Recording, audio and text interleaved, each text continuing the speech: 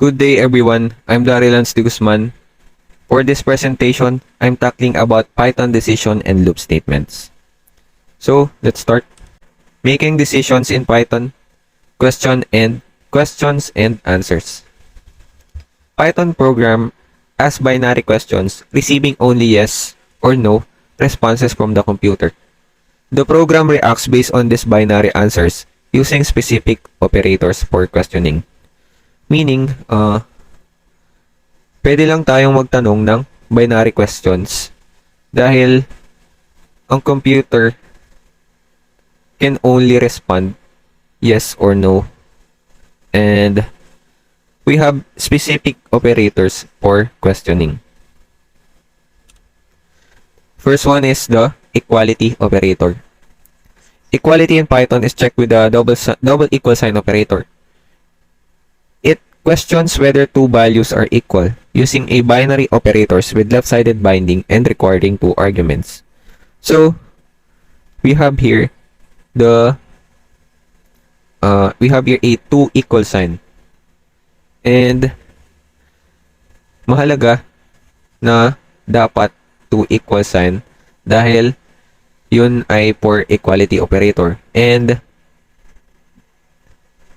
kapag isa naman yun ay for assignment. And next, the equal to operator. It compares the value of two operands if they are equal. The result of the comparison is true. If they are not equal, the result of the comparison is false. So for this one, it checks if the two operands has the same value. If it has the same value, the answer is gonna be true. If not, the answer is gonna be false. And next, the not equal to operator. It checks if two values differ. If they're equal, it returns false. If not, it yields true.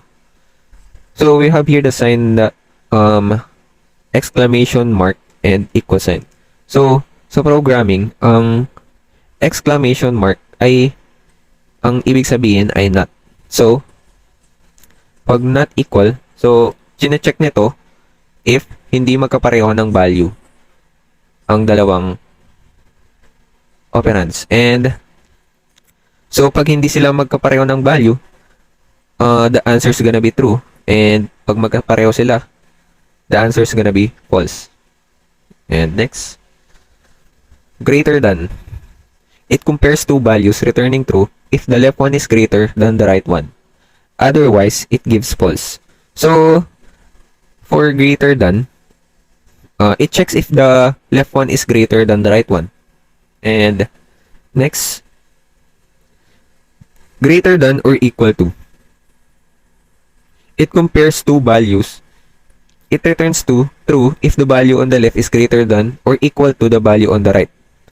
Otherwise, it returns false. It's inclusive considering equality as a valid condition for truth.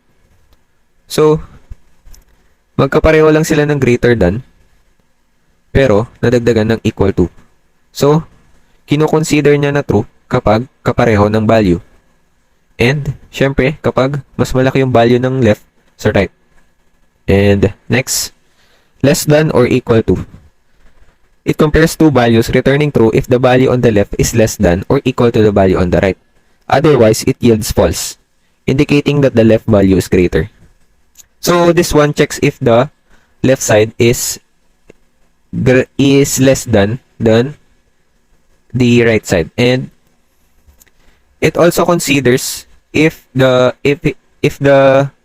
two values has the same value. And next, making use of these answers, you can use it to store it in a variable and make use of it later. You can also make a decision about the future of the program. And next, conditions and conditional execution. Condition. The condition in programming sets the criteria for a decision, determining whether a certain block of code should be executed. So, yung condition, it's like a criteria para para mag-execute or gawin yung code, it's like the criteria. And for conditional execution in programming involves running specific code blocks only when certain conditions are met. So, for conditional execution, it's like the task that the program will do if the conditions are met.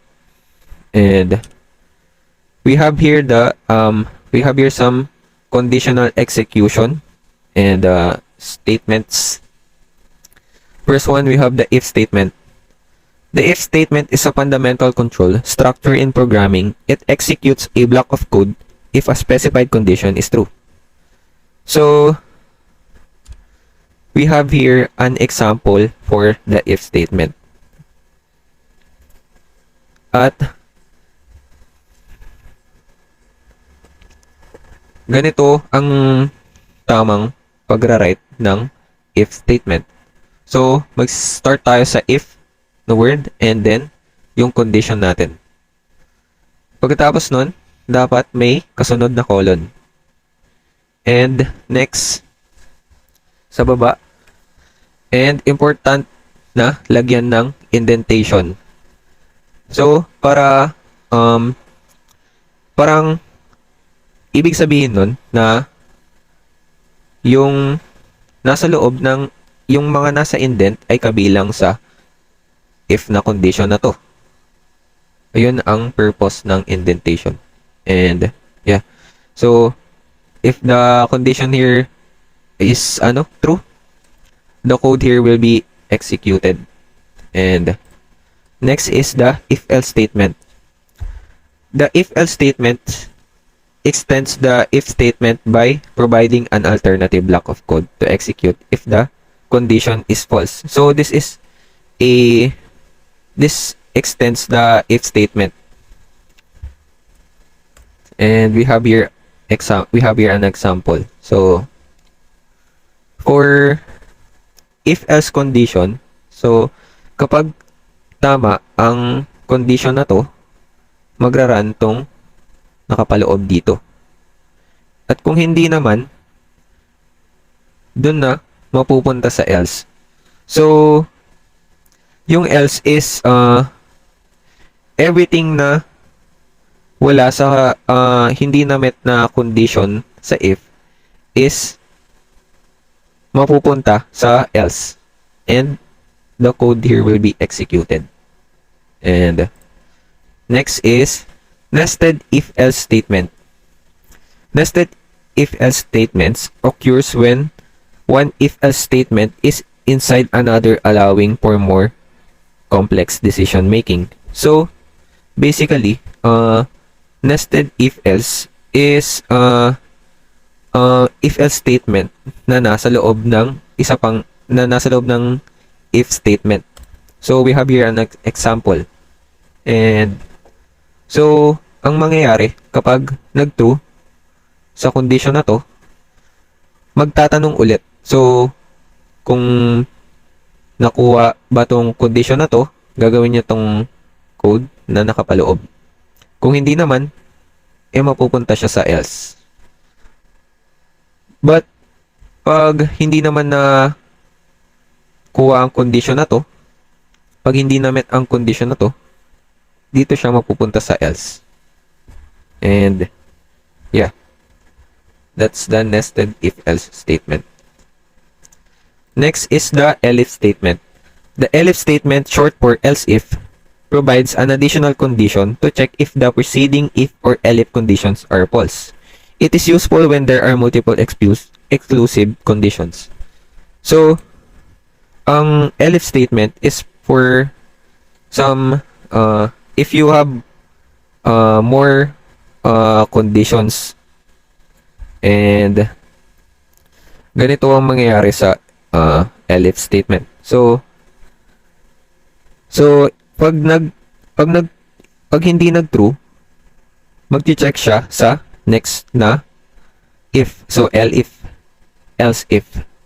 And pag nag-true, mag-execute yung code here. And else, kapag wala sa kanilang dalawa, the code here will be executed.